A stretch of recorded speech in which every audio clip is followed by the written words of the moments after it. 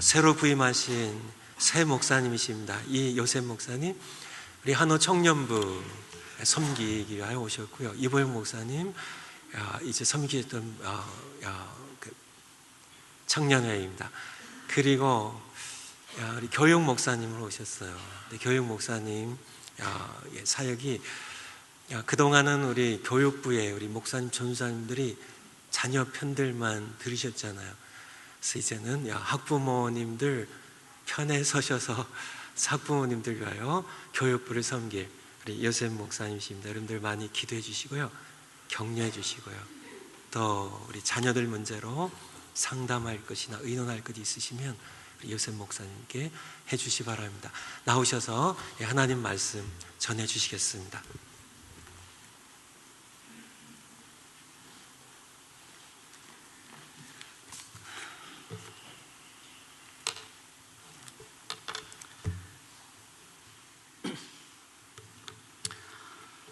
네, 이요셉입니다.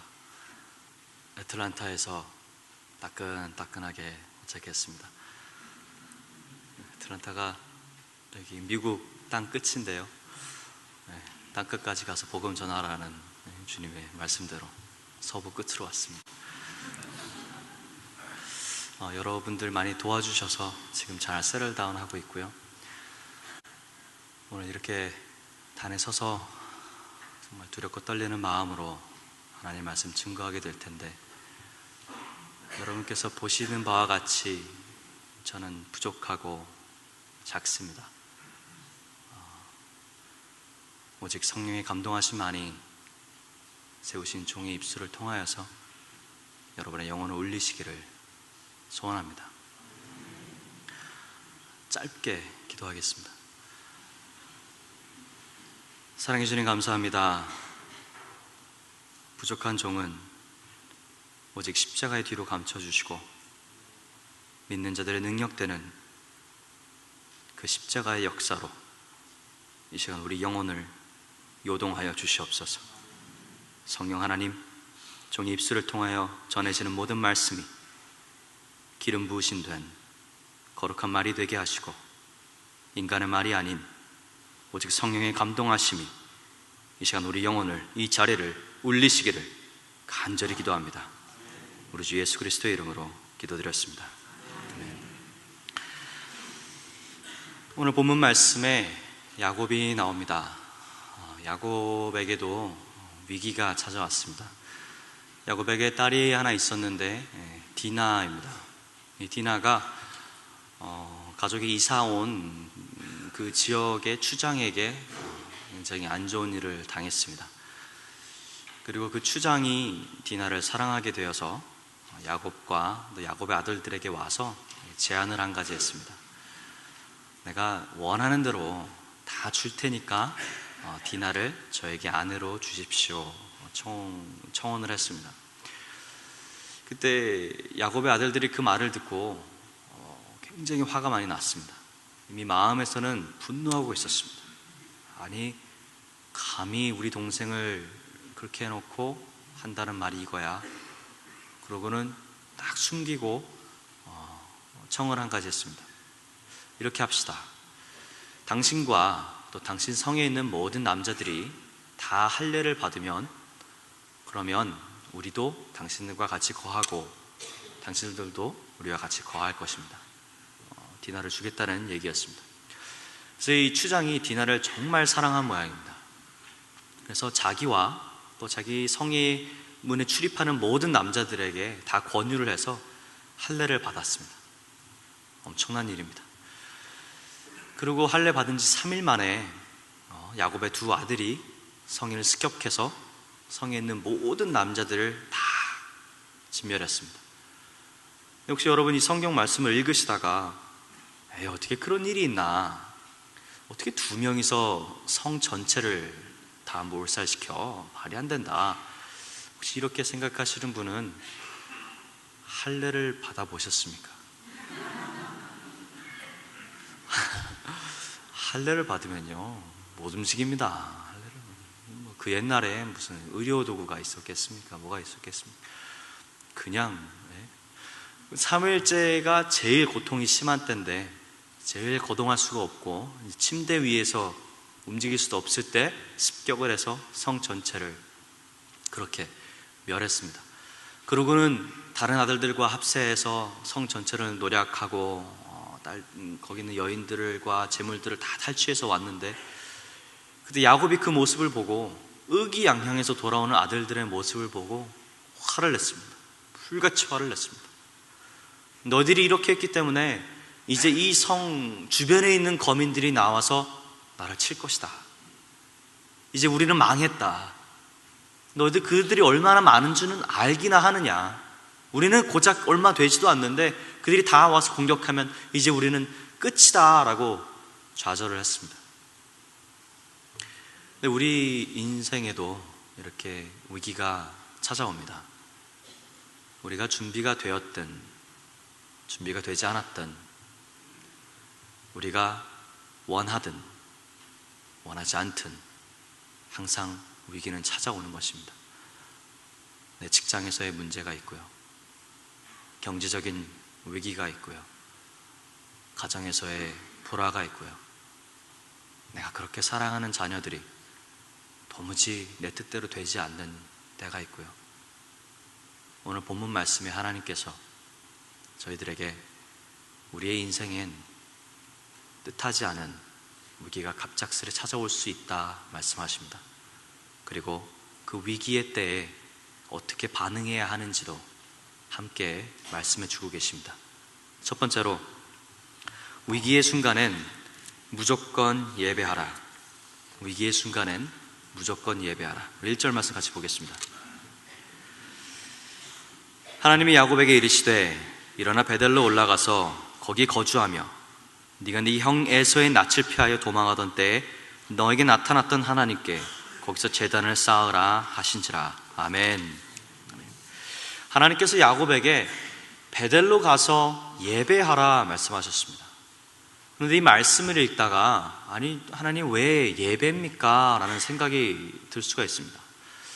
하나님 지금 당장 저기 쳐 들어올 상황이거든요. 언제 들어올지 모릅니다. 예배라니요. 지금 베델로 올라가다가 저기 들어와서 우리의 등을 칠 수도 있고, 하나님 예배가 무슨 말입니까? 지금 당장 어디로 가야 구원을 받을 수 있는지, 어디로 가야 도움을 받을 수 있을지, 어느 민족이 우리에게 힘이 될지 하나님 어떤 방법을 알려주셔야 하는 거 아닙니까? 아니, 예배가 무슨 말입니까? 이런 생각을 할 수가 있습니다. 그런데 하나님께서 우리에게 알려주시고자 하시는 바, 하나님께서 정말 중요하게 생각하시는 것은 어떤 방식이 아니고 방법이 아닙니다. 인간적인 도움이 아니고 세상적인 방식이 아니라 하나님께서 우리에게 가르쳐 주시고자 하시는 바는 바로 하나님 자신입니다. 우리 세상의 문제보다도, 내가 겪고 있는 이 위기보다도 더 크신 그 하나님을 우리에게 가르쳐 주시고자 하시는 것입니다. 그래서 그 위기의 순간에 야곱에게 와서 예배하라 말씀하셨습니다. 우리에게 주시고자 하시는 바, 내 문제보다 더 크신 하나님, 나를 능히 도우실 힘이 있으시는 이, 나를 돕길 원하시는 그 하나님을 가르쳐 주기 원하시는 것입니다. 오늘 임마누엘 성도님들에게도 하나님께서 동일하게 예배하라 말씀하시는 줄로 믿습니다. 우리 손원배 목사님을 통해서 오늘 한 해 동안 예배하라 명령하셨습니다. 비전을 주셨습니다. 올 한 해 동안에 사력을 다해서 우리가 예배에 포커스를 맞추고 사력을 다해서 예배에 전념하길 원합니다. 그럴 때 야곱이 경험한 하나님, 야곱이 만난 하나님, 우리도 만날 줄로 믿습니다.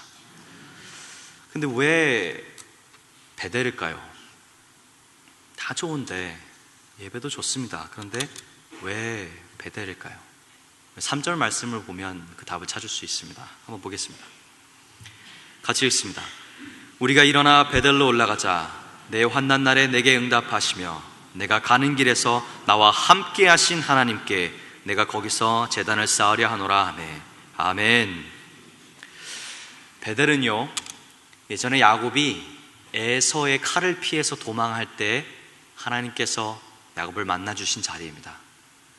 야곱이 에서를 피해서 황급히 도망할 그때, 정말 절대절명의 위기의 순간에, 단 한 번도 겪어보지 못했던 그 위기의 순간에 하나님께서 직접 찾아오셔서 야곱을 만나주시고 야곱에게 내가 너와 함께하노라, 내가 너를 도우리라 약속하신 장소가 바로 베델입니다. 그 베델의 장소를 하나님 불러주셨습니다. 그 이유는요, 야곱에게 기억시켜 주시기 원하는 것입니다. 야곱은 라반의 땅에서 14년 동안 고생하면서, 정말 생고생을 하면서 그 어려움 가운데 나는 내 힘으로, 내 능력으로, 나 혼자 스스로 이렇게 내 삶을 일구어 간다 생각하였지만, 하나님께서 함께 하셨구나, 하나님께서 나를 도와주셨구나, 내 인생은 하나님께 속한 것이구나, 그것을 깨닫게 해주시는 것입니다. 우리 믿는 자들의 인생 다 하나님께 속해 있음을 고백합니다. 내 스스로의 삶이 아닙니다. 우리 모두가 하나님께 속한 인생이고 하나님께서 인도하신 대로 따라가는 삶입니다. 그런 야곱에게 위기의 순간에 나타나셔서 두려워하지 말라, 내가 너를 도우리라, 참으로 나의 오른손으로 너를 붙들리라, 베델에서 너와 함께 했던 것처럼 너의 가는 길에 내가 함께 할 것이고 도우리니 두려워 말고 오직 나만을 의지하고 나만을 사랑해라, 지금 예배의 자리로 초청하고 계시는 것입니다. 다윗은요, 하나님께 가까이 함이 복이라 고백하였습니다. 여러분도 그렇게 믿으십니까? 내 문제가 당장 해결되지 않아도 내가 하나님께 가까이 나아감이 나에게 복이다, 그런 믿음이 우리 입술에 있고 우리 마음에 있기를 소원합니다. 그것이 예배입니다. 우리 예배가 무엇일까요? 우리가 한번 정의를 내려보기 원합니다. 예배란 정확하게 무엇일까? 2절 말씀 같이 읽습니다. 한 목소리를 읽습니다. 야곱이 이에 자기 집안 사람과 자기와 함께한 모든 자에게 이르되 너희 중에 있는 이방 신상들을 버리고 자신을 정결하게 하고 너희들의 의복을 바꾸어 입으라. 아멘. 이 구절 때문에 한국 교회 믿음이 있으신 분들이 옷을 잘 입으십니다. 주일 예배 드리실 때. 저도 오늘 좀 신경을 쓰고 나왔는데 어떻게 좀 괜찮으십니까? 여러분, 배도 참 아름다우시고 멋있으십니다. 산호세의 스타일이 수준이 있으십니다. 그런데 옷만 바꿔 입으면 예배입니까? 정말 의복을 갈아입으면 그러면 하나님께서 받으실 만한 그런 예배를 드리는 것입니까? 하나님 의복에 많이 신경을 쓰시는 분이십니까? 이 질문에 답을 하려면 예배에 대한 정의를 내려야 합니다. 제가 존경하고 사랑하는 목사님 많이 계시지만 그 중에 두 분 계시는데 이 루이 기글리오 목사님이라고 계십니다. 패션 컨퍼런스를 인도하고 계시고요. 매년 그 미국의 젊은이들 애틀란타로 모여서 정말 그 성령의 축제를 하고 말씀의 축제를 합니다.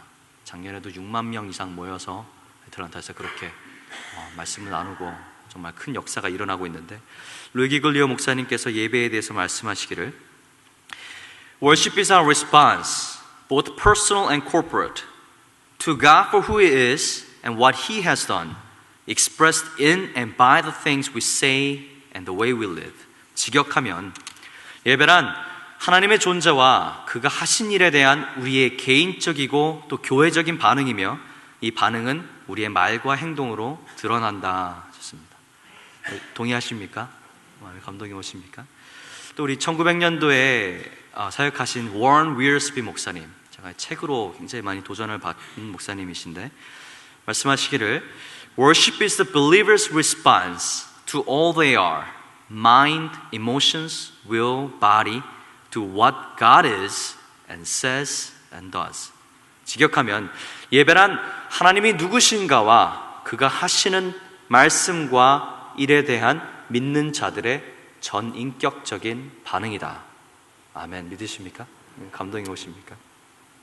이런 기라성 같은 목사님들에 비하면 저는 정말 이 땅끝에 먼지 같은 그런 종입니다. 너무 부족하고, 하지만 그래도 오늘 본문 말씀을 통해서 성령의 감동에 충만하여 또 하나님께서 이 말씀 그대로 이끌어 주시는 대로 예배에 대한 정의가 있어야 되겠다 싶어서 한번 저도 적어봤습니다. 성령님께서 주신 감동으로 오늘 순전히 오늘 본문 말씀에 비춰진 예배의 정의는 전심을 다해 하나님만을 의지하고 하나님만을 사랑하는 것입니다. 전심을 다해 하나님만을 의지하고 하나님만을 사랑하는 것입니다. 2절에 보면 우상들을 다 갖다 버리라고 했습니다. 우상들을 다 갖다 버려라. 그 전에 내게 복주리라 의지했던 것들, 그 전에 내 삶을 인도하는 것들이라 의지했던 것들, 그 전에 나의 삶을 보호하리라 의지했던 것들, 내가 하나님보다 더 의지하고 하나님보다 더 사랑했던 그것들을 다 내어버리고 오직 하나님만을 전심으로 의지하고 사랑하는 것이 예배인 줄로 믿습니다. 그리고 그 예배로 하나님 지금 우리를, 임마누엘 교회를 불러주시고 계십니다. 하나님은 야곱이 절대절명의 위기에 처했을 때 다른 무엇도 의지하지 않고 다른 무엇도 사랑하지 않고 오직 하나님 한 분만을 전심으로 의지하고 사랑하기 원하셨습니다. 다른 방법론을 구하기 전에, 다른 누군가 나에게 도움이 될 수 있는 사람과 힘과 권력과 그런 도움들을 찾기 전에 오직 하나님 한 분만을 전심으로 예배하는 것, 그것이 바로 예배자의 모습입니다. 우리가 버려야 할 우상들 중에는요, 기복신앙도 있습니다. 기복신앙이 무엇입니까? 헌금 많이 하면 내게 복 주시겠지, 내가 이렇게 열심히 섬기면 내가 원하는 큰 집에 살게 해주시겠지, 내가 이렇게 많이 하면 그러면 더 큰 명예를 주실 것이고 더 큰 집에 살게 하실 것이고 나를 더 크게, 나를 더 높게 해주시겠지. 그러다 인생의 위기가 닥치면, 조금이라도 어려움이 있으면 하나님 어디 계시나? 하나님 말씀이 맞는 것인가? 두려워하고 좌절하고 흔들리는 것, 이것이 기복신앙이고 우리가 버려야 할, 반드시 버려야 할 우상입니다. 하나님을 예배하는 예배자는 예배의 본질을 회복해야만 합니다. 제가 기독교 5대손입니다. 평양에 복음이 처음 들어갔을 때 저희 고조 할머님께서 믿으시고 또 저희 온 가족이 구원을 받았습니다. 특별히 저희 증조 할머님께서 믿음이 좋으셨는데, 그때 당시에 모든 가족이 그랬듯이 증조 할머님께서 시집을 가신 시댁이 전혀 믿지 않는 가정이었습니다. 그 가정에서 기독교에 대한 박해가 너무 심했기 때문에 할머니께서 예배를 드리시는데 굉장히 큰 어려움이 있으셨습니다. 그래서 예배만 다녀오면 할아버지가 때리시는 거예요. 뺨을 때리시고 머리채를 잡아 끄시고 발로 차시고, 너가 귀신들을 섬기느냐, 너가 우리 조상들을 별 면목이 없는 짓을 하느냐 하면서 막 핍박하시는 거예요. 그래도 예배 드리러 가시는 겁니다. 계속 가니까 하루는 머리카락을 다 잘라버리셨어요. 이 머리카락은 우리 여성분들에게는 자존심이지 않습니까? 생명 같은 존재 아닙니까? 한번 헤어샵 가서 머리 한번 망쳐보십시오. 온 집안이 긴장해야 할 것입니다. 오래갑니다, 그거. 그런데 우리 할머님 머리에 수건 두르시고 교회 가셨습니다. 그때 당시에는요, 머리에 수건 두르고 예배 드리러 오신 분들 많으셨습니다. 그렇게 예배를 지키셨어요. 그렇게 전적으로, 전심으로 하나님 한 분만을 사랑하셨습니다.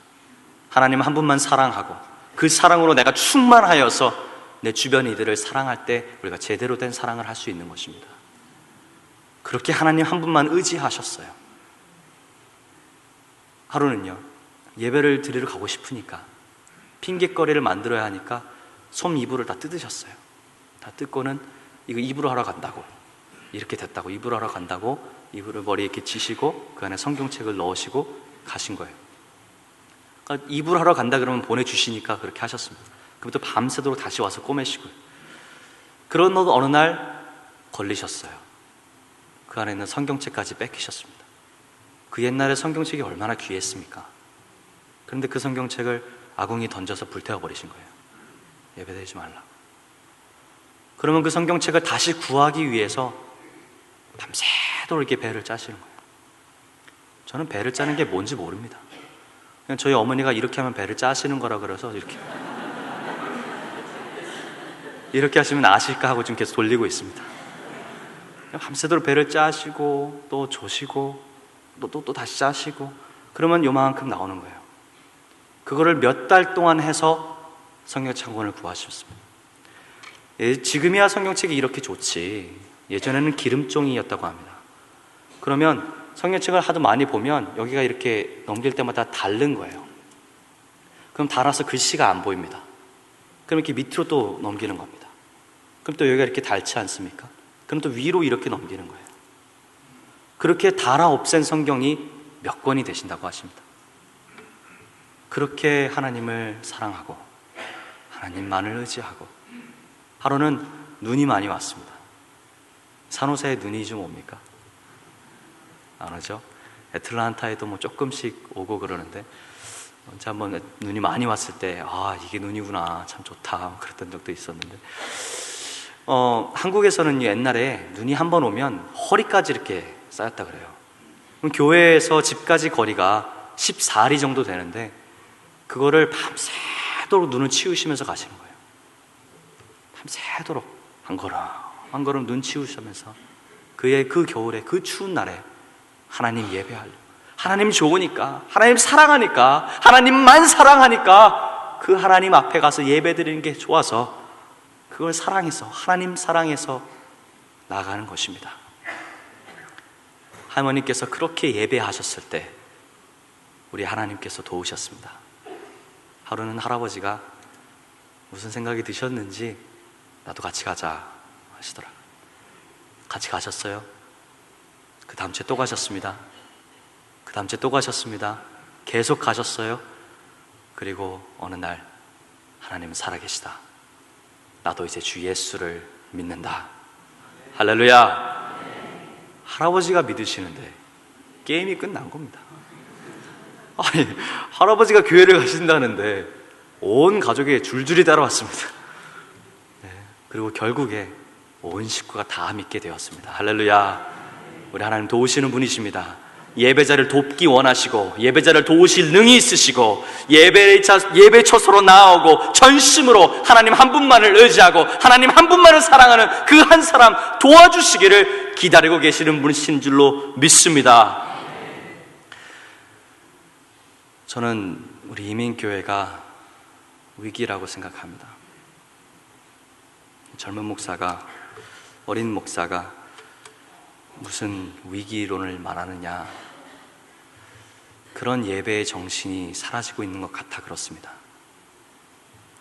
희생을 드리면서, 맞아가면서, 핍박받아가면서 예수 그리스도 전하는 모습, 사력을 다해 전심으로 내가 무슨 희생을 치러서도, 내가 무슨 고난을 받아서도 그래도 나는 하나님을 예배하겠다, 나는 전심으로 하나님만을 의지하고 전심으로 하나님만을 사랑하겠다, 그 모습이, 그 자세가 사라져가는 모습이 보인다는 것입니다. 그리고 형식적인 종교의 틀만 남아 보이고 웅장하고 화려한 건물만 남아가는 것 같습니다. 우리 후손들에게 무엇을 물려주시겠습니까? 저에게, 우리 2세들에게, 청년들에게 무엇을 물려주시렵니까? 화려하고 웅장한 건물이요? 형식적인 종교의 틀이요? 그런 것들은요, 유럽 교회 박물관 가보면 알 수 있습니다. 유럽 교회는요, 이제 박물관이 되었어요. 더 이상 예배를 드리는 처소가 아니라 그냥 웅장하고 화려한 건물만 남았습니다. 하나님께서 계시지 않는 하나님의 처소가 어디에 있습니까? 하나님께서 받으시지 않는 그런 예배의 처소가 세상에 어디에 있을 수 있습니까? 그런데 이 자리에 있는 우리 임마누엘 교회 성도님들, 우리 예배의 정신을 잃어버리면 우리 한국교회도 그렇게 될 수 있습니다. 그런 길로 가고 있는 것 같아서 마음이 아픕니다. 우리가 한번 깨어서 지금 이 시간 전심으로 하나님 앞에 예배하기를 다짐하길 소원합니다. 우리 마음을 바꾸어서 회개하여서 내가 이제부터 회개하여 전심으로 오직 하나님 한 분만을 의지하고 오직 하나님 한 분만을 사랑하는 예배를 회복하고 그 예배를 내 후손들에게 물려주겠다. 그런 고백이 오늘 이 자리에 있기를 소원합니다.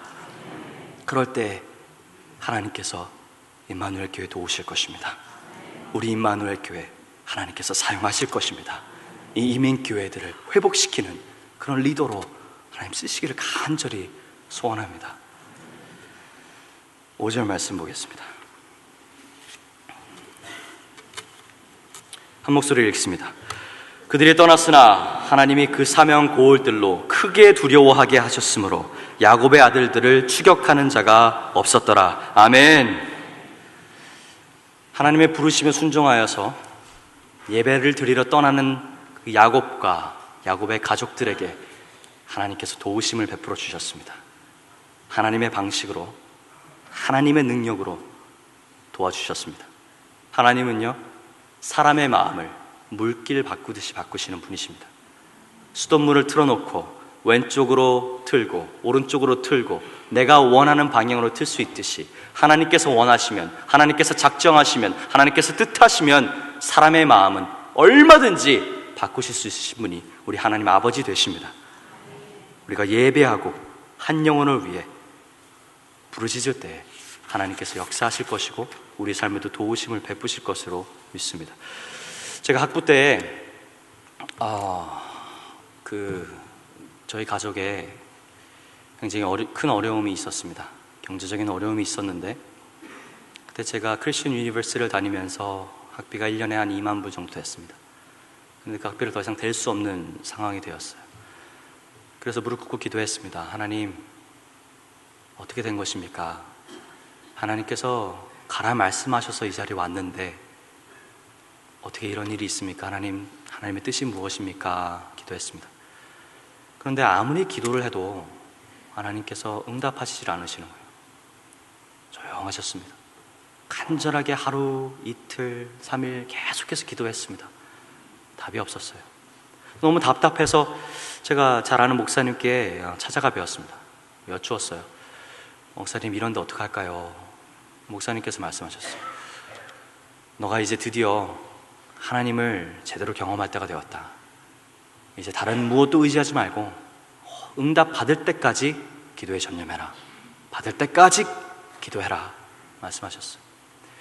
제가 단순함의 은사가 있습니다. 저는 그렇게 말씀하시면 진짜 그렇게 하거든요. 그래서 진짜 가서 기도만 했습니다. 부르짖었습니다. 저희 학교에 기도 타워가 있었는데 밤마다 올라가서 하나님 도와주세요. 하나님 도와주세요. 간절하게 2시간이고 3시간 밤이 맞도록 계속해서 부르짖었습니다. 3일, 4일 지났을까요? 어느 하루는요, 정말 신비로운 일이 일어났어요.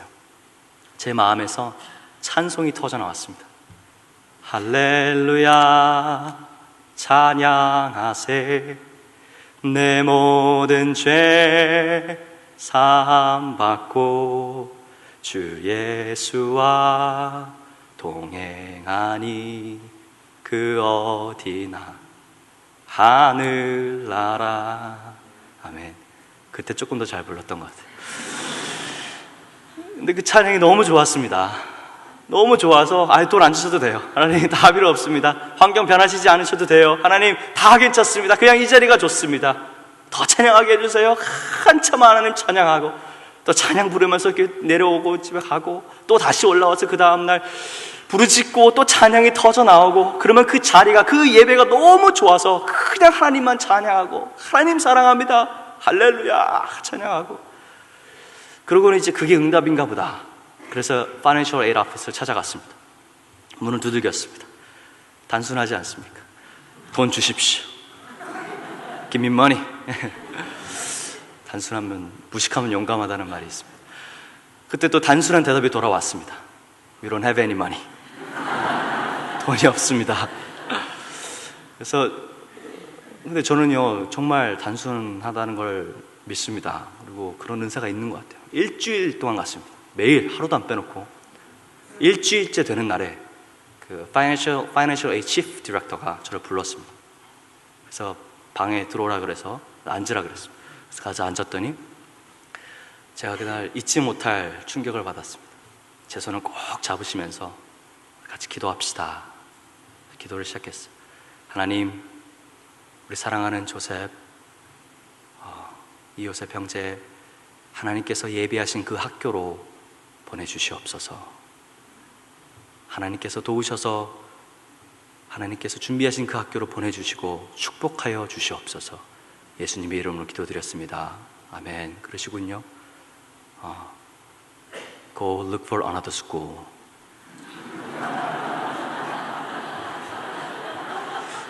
다른 학교로 알아보세요. 제가 그때 20살인가 그랬습니다. 마음에 굉장히 큰 상처를 받았어요. 돌아와서 뭐 할 게 있습니까? 또 가서 부르짖는 거죠. 이번엔 울부짖었습니다. 하나님, 어떻게 된 것입니까? 하나님 도와주세요. 울부짖었습니다. 마음의 상처 풀 데가 없으니까 하나님한테만 부르짖는 거예요. 그러면요 또 하나님 위로해 주시는 거예요. 찬양이 터져 나오고요. 정말 세상이 이길 수 없는 그 힘이 그 위로가, 그 사랑이 마음에서 터져 나오는 것입니다. 그 자리에서 하나님 막 예배하고요. 그렇게 며칠을 지낼 때 매일 밤을 하나님 올라가서 예배하며 기도하며 하나님과 교제할 때 하나님 제 마음속 깊은 곳에 말씀하시기를 내가 주리라, 내가 주리라 약속해 주셨습니다. 그래서요 그 약속 믿고 기다렸습니다. 더 이상 그 기도 제목으로는 기도하지 않았습니다. 주신다 약속하셨으니까 믿음은 단순한 것입니다. 봄학기가 끝나고 여름 방학이 지나고 이제 가을 학기가 되었습니다. 제가 애틀란타에 거주하고 있었고 학교는 사우스캐롤라이나에 있었는데 그때 정말 아무것도 없이 짐 챙겨서 차 타고 학교로 갔습니다. 주실 줄 믿고 갔어요. 아무것도 없이, 돈도 안 들고. 가자마자 파이낸셜 앞에서 문을 두드렸습니다. 그랬는데 저에게 그 상처를 준 치프 디렉터가 보이질 않는 거예요. 정말 크리스천 웨이로 구차는 사람 정리하셨던, 파송의 기도를 하셨던 그 디렉터가 보이질 않는 거예요.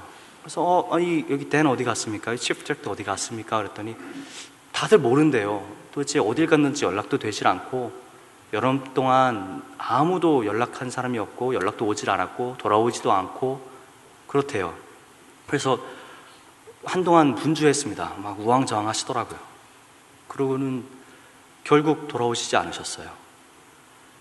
하도 하나님 말씀을 안 들으니까 하나님이 어디로 데려가셨는지 데려가 버리셨어요. 그냥 조금 무서운 마음도 듭니다. 하나님 말씀 안 들으면 어디로 데려가실지 모르는 거예요. 그렇죠? 어디로 가실지. 그러고는 이제 그분 밑에 계셨던 분이 치프 디렉터가 되셨고 그분이 저를 부르셨어요. 조셉, 내가 I saw your application and I saw the whole thing. 제가 조셉 형제의 애플리케이션도 받고 또 다 봤는데 저희가 I will give you full scholarship until you graduate. 졸업하실 때까지 장학금 드리겠습니다. 풀 장학금. 할렐루야. 우리 하나님 도우시는 분이십니다. 하나님 전심으로 예배하는 자를 도우실 준비가 되신 분이십니다. 우리를 예배의 자리로 초청하시는 것, 우리를 돕기 위함인 줄로 믿습니다. 야곱이 위기에 처했을 때 절대절명의 위기에서 시급한 상황에서 야곱을 예배의 자리로 불러주신 이유는 하나님 자신을 가르쳐 주시고 세상보다 크신 하나님, 문제보다 크신 하나님, 그 하나님 한 분만을 전심으로 의지하고 전심으로 사랑하는 법을 가르쳐 주시기 위해서 예배하라 명하신 줄로 믿습니다. 그 예배의 자리로 우리 함께 나아가시기를 주님의 이름으로 축원합니다. 올해 한 해 이렇게 사력을 다해서 예배했으면 좋겠습니다. 그런 예배자는요 조금 성공해도 교만할 수가 없습니다. 하나님이 도우셨는걸요. 그런 예배자는요 조금 실패해도 좌절하지 않습니다. 하나님께서 도우실 것이기 때문입니다. 제가 졸업할 즈음에 그 뉴 치프 디렉터와 만나서 얘기할 기회가 있었습니다. 너무 감사해서 이렇게 조그마한 초콜릿 박스 이렇게 들고 오피스에 계신 분들 이렇게 다 나눠드리면서 감사합니다 말씀을 전했는데, 치프 디렉터가 저를 불러서 앉히셨어요. 조셉, 어제 제가 그 애플리케이션이랑 그리고 그 학교 역사 이렇게 쭉 레코드를 돌아볼 기회가 있었는데, 레코드를 쭉 봤는데 우리 학교 역사에 조셉만큼 많이 받은 사람이 없습니다. 전례가 없어요. 그러시더라고요. 근데 제가 그 말을 들을 때 전율을 느꼈어요. 백인이 99%인 학교에서 그렇게 공부 잘하고 그렇게 뛰어난 학생들 다 제쳐두고 아무도 쳐다보지 않는 에이지언 보이, 아무도 쳐다보지 않는 이 작은 코리안 한 사람에게 하나님께서 역사에 없는, 학교 전례에 유례가 없는 그런 은혜를 베풀어 주셨구나. 제가 그 자리에서 결심했습니다. 나 이 요셉은 이 생을 마치는 그 순간까지 내 삶보다 더 크신 하나님, 이 학교보다 더 크신 하나님, 8만 불보다 더 크신 내 하나님을 전심으로 의지하고 전심으로 사랑하리라. 그 자리에서 결심했습니다. 그런 결심이, 그런 야곱의 예배가 우리 자리에서 회복되길 소원합니다. 그럴 때 하나님께서 임마누엘 장로교회에 축복해 주시고, 우리가 할 수 없는 영혼 구원을 이루어 주시고, 우리 안에 있는 예배를 회복시켜 주시고, 하나님을 경험하게 하시고, 하나님을 만나게 해 주시고, 하나님의 그 크신 사랑을 넘치도록 느끼게 해 주실 줄로 믿습니다. 그러면 우리 2세들에게도, 청년들에게도 신앙 계승이 이루어질 것입니다. 2세들을 통해서는 열방교회가 세워질 것입니다. 모든 민족의 교회 리더들로, 또 우리 청년들을 통해서 우리 이민교회와 한국교회가 이어져 갈 줄로 믿습니다. 하나님께서 큰 복을 더하사 우리 임마누엘 교회를 들어 사용하시고 예배를 회복시켜 주셔서 당신의 놀라운 일을 행하시기를 주님의 이름으로 축원합니다. 기도하겠습니다.